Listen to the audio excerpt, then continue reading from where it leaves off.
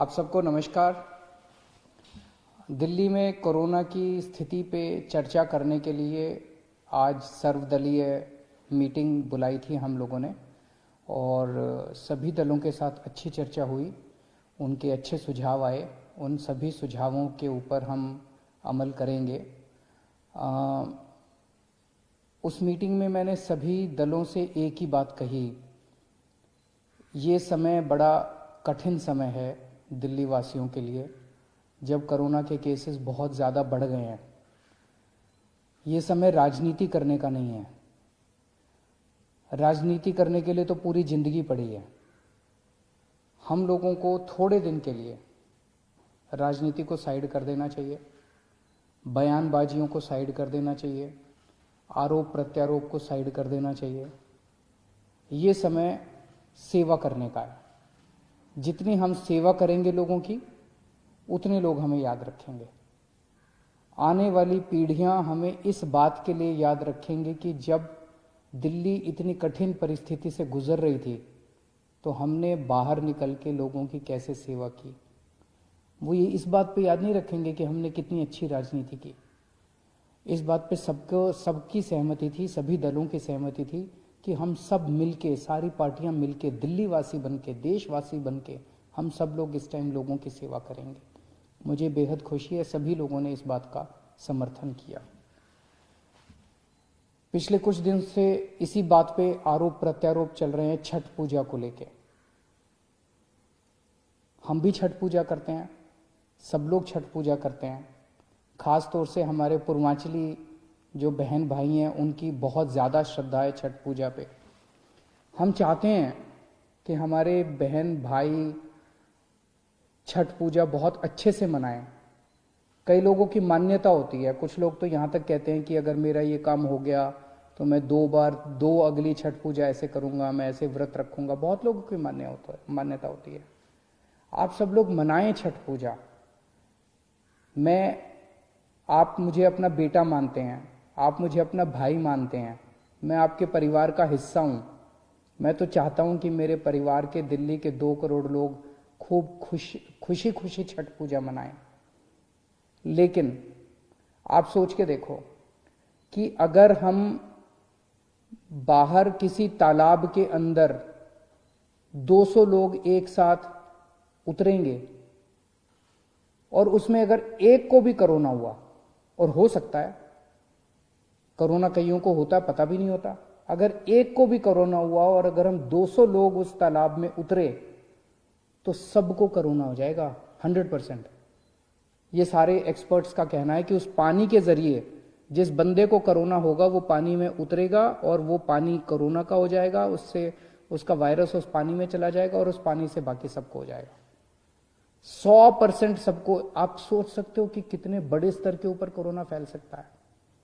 तो छठ पूजा करने की मनाही नहीं है, केवल और केवल इतनी मनाही है कि किसी भी पब्लिक पॉन्ड पे, किसी भी पब्लिक तालाब पे, किसी वाटर बॉडी के अंदर हम उतर के एक साथ छठ पूजा नहीं मना सकते। अपने अपने घर में मनाते हैं ना इस बार छठ पूजा। अपने अपने बात तो दिल से भक्ति करने की है, अपने अपने घर पे मनाएंगे। और यही सोच के कई सरकारों ने पब्लिक पॉन्ड में, पब्लिक वाटर बॉडी के अंदर, पब्लिक पानी की किसी भी उसके अंदर छठ पूजा मनाने के ऊपर, गुजरात सरकार ने सूरत में, अहमदाबाद में पाबंदी लगाई है, मुंबई में पाबंदी लगाई गई है, हरियाणा में पंचकुला में पाबंदी लगाई गई है। तो यही सोच के लगाई गई है। मैं क्यों चाहूंगा कि छठ पूजा धूमधाम से ना मना पाए लोग? हम क्यों चाहेंगे? हम तो चाहते हैं कि सब लोग धूमधाम से मनाएं। जब से हमारी सरकार बनी है, दिल्ली के अंदर छठ पूजा मनाने के लिए कितनी तैयारियां करते हैं। सरकार कितनी तैयारियां करती है, सरकार कितना बजट देती है छठ पूजा की तैयारियां करने के लिए। लेकिन इस बार ये महामारी है और आप ही की सेहत के लिए, अपने परिवार की सेहत के लिए हम ये कदम उठाने पे मजबूर हुए हैं। छठ पूजा मनाएं, अपने अपने घर पे मनाएं। बाहर एक साथ किसी भी तालाब या किसी भी ऐसी वाटर बॉडी में एक साथ ना उतरें, क्योंकि अगर हम उतरे तो सबको एक साथ कोरोना हो सकता है। और मेरी फिर से विनती है, छठ पूजा बहुत पवित्र त्योहार है। कोरोना बहुत बड़ी महामारी है, इस पे राजनीति मत कीजिए। आज की डेट में दिल्ली में 7,461 बेड, लगभग 7,500 बेड अभी अवेलेबल हैं। दिल्ली सरकार के अस्पतालों में, केंद्र सरकार के अस्पतालों में, प्राइवेट अस्पतालों में मिला के 7,461 बेड अवेलेबल हैं। लगभग 446 आईसीयू अभी अवेलेबल हैं। 450 के करीब मोटा मोटा मान लेते हैं आईसीयू अवेलेबल है। और सरकार ने आज कुछ अहम निर्णय लिए हैं बेड, कोरोना के बेड बढ़ाने के लिए और आईसीयू बेड्स बढ़ाने के लिए। अभी पिछले हफ्ते हम लोगों ने कोर्ट की इजाजत के बाद लगभग 30-32 अस्पतालों के 80% आईसीयू बेड्स हमने कोरोना के लिए चिन्हित कर दिए थे। अब ये ऑर्डर आज दिल्ली के सभी प्राइवेट अस्पतालों के ऊपर लागू किए जा रहा है कि दिल्ली के सभी प्राइवेट अस्पतालों के 80% आईसीयू बेड्स कोरोना के लिए रिजर्व किए जा रहे हैं। इससे हमें उम्मीद है कि लगभग 300 से 400 और बेड्स प्राइवेट अस्पतालों के अंदर उपलब्ध हो जाएंगे। जो नॉर्मल बेड्स हैं, नॉन आईसीयू बेड्स हैं, आईसीयू के अलावा जो दूसरे बेड्स हैं, वो अभी तक 50% बेड्स प्राइवेट अस्पतालों में कोरोना के लिए रिजर्व थे। अब इनको बढ़ा के 60% बेड्स को कोरोना के लिए कुछ दिनों के लिए रिजर्व किया जा रहा है, जब तक ये महामारी पीक चल रही है। उसी तरह से जितनी नॉन क्रिटिकल प्लान्ड सर्जरीज हैं, जैसे आपको टॉन्सिल है, मान लीजिए टॉन्सिल का ऑपरेशन कराना है, डॉक्टर ने कल की डेट दे रखी है, लेकिन वो टॉन्सिल का तो ऑपरेशन अगले महीने भी हो सकता है, कोई क्रिटिकल नहीं है। इसी तरह से कई सारी सर्जरीज होती हैं जिनको क्या कहा जाता है, प्लान्ड सर्जरीज। क्रिटिकल नहीं होती, 2 महीने बाद हो जाए, महीने बाद हो जाए, कोई फर्क नहीं पड़ता। ऐसी non critical surgeries, non critical planned surgeries को कुछ दिन के लिए पोस्टपोन करने के लिए सभी अस्पतालों को कहा जा रहा है। और जैसा मैंने कल कहा था कि आईसीयू बेड्स में दिल्ली सरकार अपने अस्पतालों के अंदर 663 बेड्स की और व्यवस्था, नए बेड्स की व्यवस्था कर रही है। और केंद्र सरकार ने 750 आईसीयू बेड्स देने का आश्वासन दिया है। दोनों मिला के मुझे लगता है 1413 और नए आईसीयू बेड्स, केंद्र सरकार के और दिल्ली सरकार के मिला के 1413 और नए आईसीयू बेड्स इससे उपलब्ध हो जाएंगे। मैं अपने सभी डॉक्टर्स का और कर्मचारियों का शुक्रिया अदा करना चाहता हूं, उनको सैल्यूट करना चाहता हूं। उन्होंने जिस तरह से न केवल मेहनत की है, उन्होंने सूझबूझ के साथ जिस तरह से दिल्ली के अंदर कोरोना का मैनेजमेंट किया है, ऐसा मैनेजमेंट दुनिया के बड़े बड़े देशों में और दुनिया के बड़े बड़े शहरों में नहीं देखा गया। जिस तरह से हमारे दिल्ली के डॉक्टर्स ने और कर्मचारियों ने जिस तरह का शानदार मैनेजमेंट किया है। मैं आपको एक छोटा सा उदाहरण देता हूं। न्यूयॉर्क के अंदर, न्यूयॉर्क अमेरिका में है, अमेरिका कितना एडवांस्ड देश है। न्यूयॉर्क के अंदर 6 अप्रैल को उनकी पीक आई थी। 6 अप्रैल को उनके 6,353 केस थे। उस दिन 6,353 केसों में उनकी 575 लोगों की मौत हुई थी।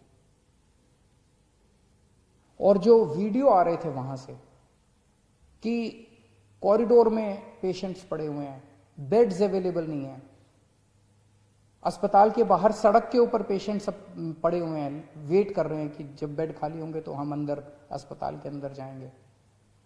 बुरा हाल था चारों तरफ और इतनी डेथ हो रही थी, बॉडीज एक दूसरे के ऊपर पड़ी हुई थी। इसी तरह की तस्वीरें स्वीडन से आई थी, इसी तरह की तस्वीरें फ्रांस से आई थी, इसी तरह की तस्वीरें इटली से आई थी। जब बेड्स खत्म हो गए थे, लोग बाहर पड़े हुए थे, लोग जब उनकी पीक आई थी। आज दिल्ली के अंदर लगभग पिछले हफ्ते 8,500 केसेस तक हम पहुंच गए दिल्ली में। लेकिन हमारे डॉक्टर्स ने इतनी शानदार, हमारे मेडिकल सुपरिंटेंडेंट्स ने, मेडिकल डायरेक्टर्स ने, डॉक्टर्स ने, मेडिकल फ्रेटर्निटी ने इतनी शानदार व्यवस्था की है, इतना शानदार कोविड का मैनेजमेंट दिल्ली में किया है कि दिल्ली के अंदर ऐसी व्यवस्था नहीं है। दिल्ली में आज भी 7,500 बेड्स अवेलेबल हैं।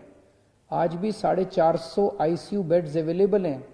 कॉरिडोर के अंदर पेशेंट्स नहीं पड़े हुए, सड़कों के ऊपर पेशेंट्स नहीं पड़े हुए। इतनी ज्यादा पीक आने के बाद भी 100-125 के करीब डेथ्स हो रही हैं। नहीं होनी चाहिए, ये भी ज्यादा है, इसको कम करेंगे। लेकिन जब आप इतने एडवांस्ड कंट्रीज से कंपेयर करते हो जहां पे बुरा हाल हो गया था, मुझे लगता है हमारे डॉक्टर्स ने बहुत शानदार प्रदर्शन किया है। इन सभी डॉक्टर्स की ये समय है हम सब पीठ थपथपाएं।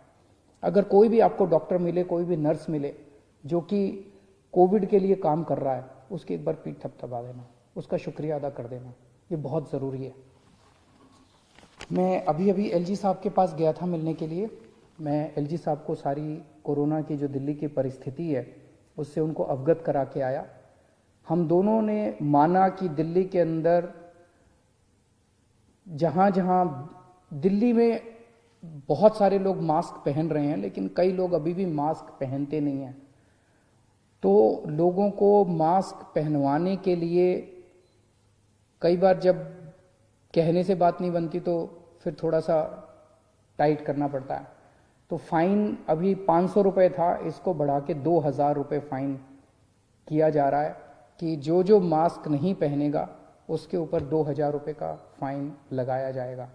मेरी सबसे अपील है, इस टाइम मैं दिल्ली के सभी लोगों से अपील करना चाहता हूँ, जितनी सामाजिक संस्थाएं हैं, जितनी धार्मिक संस्थाएं हैं, जितनी पॉलिटिकल पार्टीज़ हैं। आज मैंने पॉलिटिकल पार्टीज़ को भी यही कहा, मैंने कहा कि आप अपने सारे कार्यकर्ताओं को सड़क पे उतारिए और उनको मास्क देके भेजिए कि वो मास्क बांटे। कोई अगर सड़क के ऊपर मिले जिसने मास्क नहीं पहना हुआ, जितनी धार्मिक संस्थाएं हैं उनसे भी मेरी यही निवेदन है, सबको मास्क बांटिए।